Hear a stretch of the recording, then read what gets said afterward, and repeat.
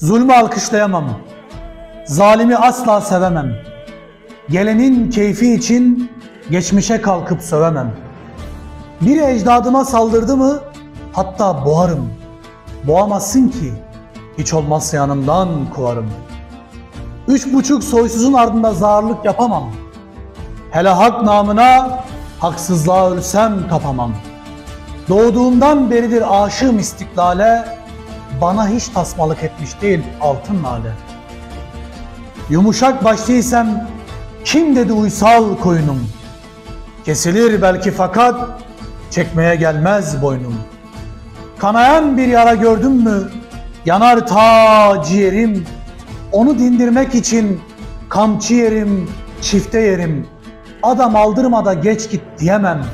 Aldırırım, çiğnerim, çiğnenirim. Hakkı tutar, kaldırırım.